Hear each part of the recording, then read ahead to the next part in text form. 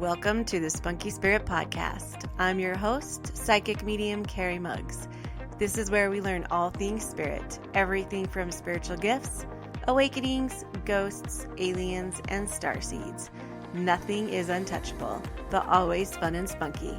I am honored to be on this spiritual journey with you, so make sure you hit the subscribe button so you never miss an episode. Hello and welcome to this episode of Spunky Spirit. I am psychic medium Carrie Muggs, and today we were supposed to have a guest on, and they had to reschedule. So today we're going to kind of wing it. It might be kind of short, but I've decided I'm going to go through some of the questions, the most asked questions that I get asked from my followers or from my clients. So that's what we'll be going through today. And it'll be fun. We'll just kind of wing it. I need to start doing live shows where people can call in. I got to figure out how to do that because I think that would be fun. And then they could ask questions and maybe we could even do some readings. So I got to figure out that. So I will. That's going to be one of my things. Okay. So the number one question I mostly get asked is how you knew or when did you start to know that you were different? And I don't really want to say different because we all have this gift, right? It's just that mine just kind of showed up when I was 5 and I thought everybody had it. I thought it was normal. I thought that everybody could see spirits or everybody could see deceased loved ones or scary things. I thought that everybody could see it. And when I kind of started realizing that they couldn't, that it was just me or not normal, because some of the people around me kind of thought it was like if I'd say things like I knew what commercial was on next and I knew what song was on next. And it kind of would freak some of my family members out. So then I kind of toned it down a little bit. But I really feel like my father had the gift too, but he didn't know how to deal with it. So he kind of turned to alcohol because that kind of numbs it. So if I drink alcohol a lot, I can't do readings very well. And some mediums can do readings very well if they're drinking, but I can't. I can't do it. I don't know why. I don't know if it's just in my head or if it's just that's just the way I'm made. But I could tell different things happening to me when I was little and not happening to my friends, or I would just know things sometimes. Like when I would play with my friends, I would see certain things and they would think I was crazy if I told them what I saw. And I could tell sometimes that when I would say which commercial was next, my mom would be like, "How did you do that?" So, and then sometimes I would go and talk to my mom and say, "So and so came to me last night," and it would kind of be a freaky thing. So I kind of shut it down and didn't really talk about it throughout probably my high school years and college years. And I was drinking a lot then too. So maybe it kind of calmed down a little bit. But that's kind of when I noticed it. And I kind of realized I've always knew I wanted to help people in some way, but I kind of always thought it was going to be maybe be counseling or empowering women somehow. So I thought some of it was to become like a Beachbody coach, and I realized that was not it. The toxic positivity was too much for me. Not saying that I mean, if you're a Beachbody coach, please don't. It just it wasn't my thing. And so then I just kind of went through a really bad divorce, and my gift just started coming tenfold. And it was kind of undeniable, and I couldn't stop it anymore. I was getting migraines when I tried to stop it. And then I just started doing readings for people, and it just kind of like snowballed from there. And then it just started getting more and more and more. And I would do them mostly over the phone, but then I started doing them out of in person, and that was actually kind of cool. And I started to really love it. And then it just kind of snowballed from there. And now I do readings professionally. I do this professionally, and I really, really do love it. I really do. My favorite thing about it doing mediumship is that it helps people. It can help people. It closes that gap between the other side and your past loved ones. And I feel like it can help heal. It doesn't heal completely, and it doesn't make it go away, but it can help with the healing process. And you can have that connection and know that your loved ones are eternal and that they still exist and they still are around you all the time. And so that's what I love about it. It's my favorite. Now, are there hard things that come with it? Yes, I've talked about this before too. It can be draining because we deal with death all the time. And it hurts my heart. It hurts my heart to see other people in pain. And so that's kind of hard sometimes. And little things like when you're out in public and people are like, "Oh, you're a psychic medium, well, read me." It doesn't work that way. That's not how it works. Yeah, because when I was littler, I couldn't close it off or I couldn't shut it off.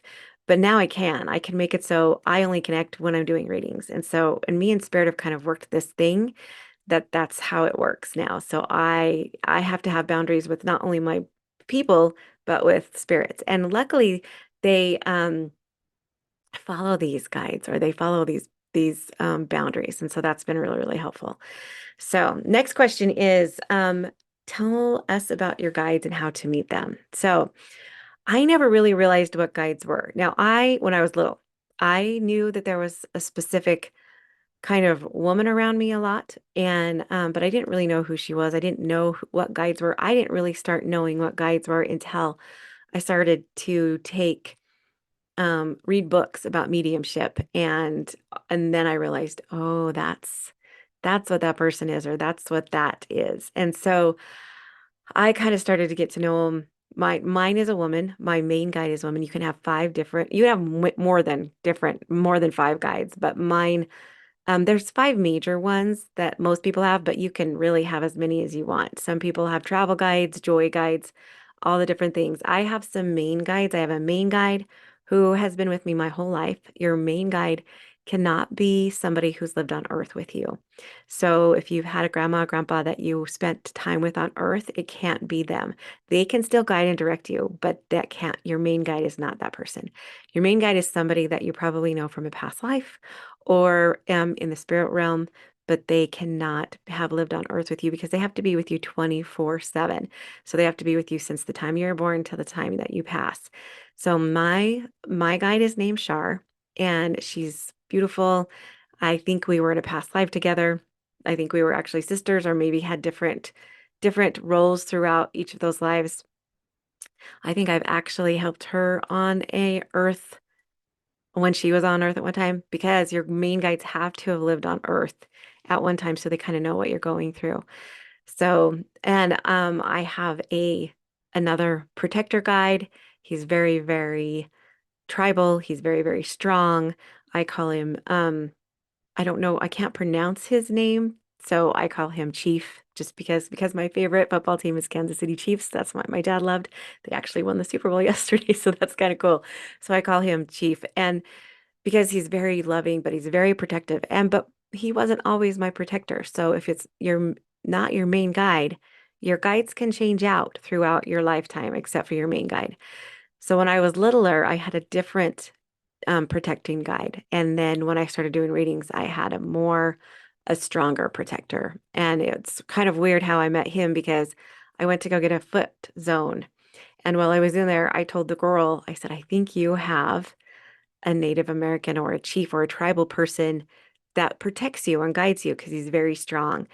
And she was like, oh. And then when I left, he came with me. He followed me. So I know during that foot zone, during that energy work, he kind of changed or transferred to my protector.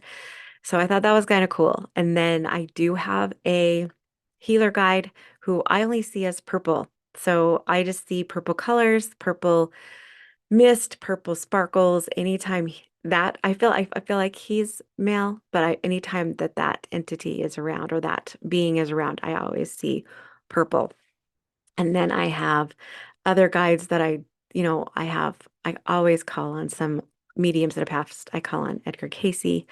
I call on different mediums that can help me. I always call on my archangel Azrael because he is one of the mediumship, like a trans, what is it? When you not transform, but when you go to the other side, the transition that helps with that. So those are my guides. Now, do I use the guides every time I do readings? My protector is always around. Yes. But I don't talk to Shar and ask Shar. I mean, sometimes I do. But mostly I go directly to the spirit that's coming through. I talk to the spirits that's coming through. I don't really talk to Shar unless I'm having a hard time um interpreting what the spirit's trying to say or in trying to listen to the spirit, or if the spirit's trying to tell me something, then I might ask my I might ask Shar and she can help me, but mostly my guides, your guides are there to guide you through your life's journey, the things that you're going through in your lifetime, the things that you're doing, big things that are going to happen. They guide you, they direct you in that way. So your guides are mostly to be there for your life journey, not to readings with ancestors are more like evidence, like this is what they know you do. They saw you got a haircut last night. They left you this, they did this. Lots of evidence comes through. They can leave very loving messages, your ancestors can, but they cannot always, they can guide you and they can direct you and they can tell you kind of what's coming, but they can't make decisions for you. Your guides can't make decisions for you either, but your guides are more there to direct and guide you because they were there in the pre-existence when you made your contract or your earth contract or your star contract or your blueprint or whatever you want to call it. So if you don't know your guides, I do have a meditation that can help you with your guides. A lot of people are scared to meet their guides. Some mediums will meet your tell you about your guides, and I definitely can sometimes, but it's kind of a sacred it's a sacred relationship with your guides. And so I like you to kind of take the journey to figure out who they are yourself because it's always because any medium can be like, oh, your guide's name is Claire and she does this and this and this and she looks like this, and then you're going to believe it. So I like you to go on a kind of a journey or a quest on your own to meet your guides. So I would just start talking to them because they're there all the time. Just start talking to them, ask them their names, and it might pop into your head, and it might be like you see the name George 3 times throughout that day. So just kind of start to open up that conversation with them and start to like realize that they're around you and build that relationship with them. Okay, the next one is what would you say to people who are scared to connect or do mediumship? It's a normal. It's so normal. And I know lots of mediums most mediums have anxiety. And I know that I had anxiety for a long time with my readings. I'm just probably barely starting to get to the point where I don't have anxiety before readings, just because I was trying to make them good. I mean, I wanted the reading so badly to be perfect for the client. And so like kind of a people pleasing kind of thing. And now I'm to the point where I get what I get. And if I don't get, then I can only do the best I can, right? Like I can only be a medium and I can only give the information that's given to me. And so I'm not going to try and make it perfect. I'm not going to try and make it the best. I am going to try and make it the best, like the best experience, but I'm also not just there for the client. I'm there for the spirits that come through too. And it's just as important to them that I interpret correctly. Sometimes what they say isn't always what the sitter wants to hear. Most of the time it is. Most of the time it's very, very healing.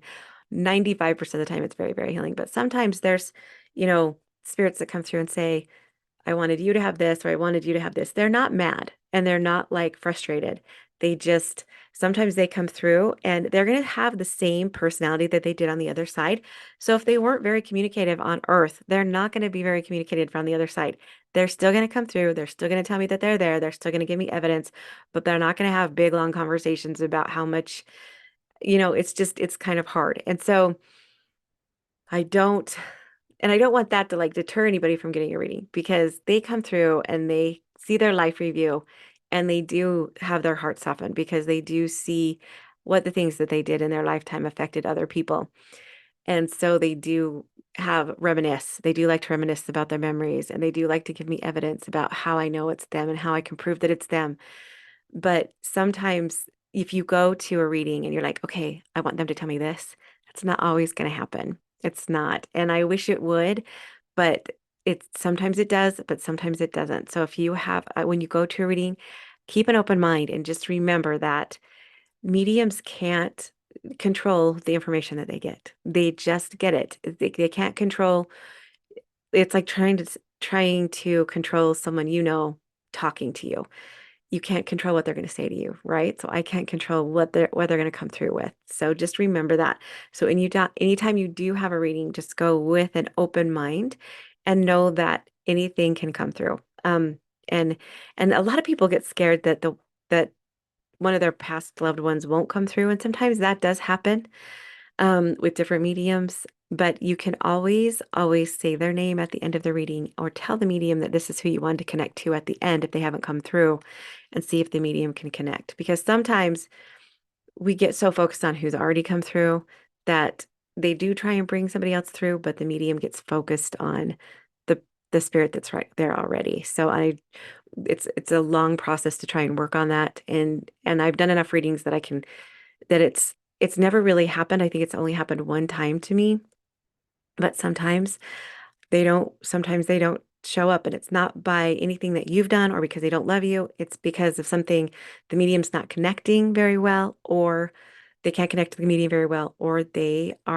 it's not, or there's other spirits that have a bigger message because mediumship readings always tell you what you need, not always what you want. So just remember to go with an open heart or an open mind. Okay.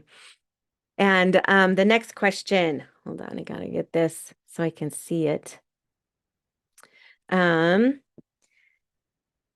have you ever considered working in forensic mediumship? I have not. I don't want to. I don't like forensics because there's so much that could be misinterpreted, and I never want to lead somebody down the wrong direction. There's just already so much pressure to get it right.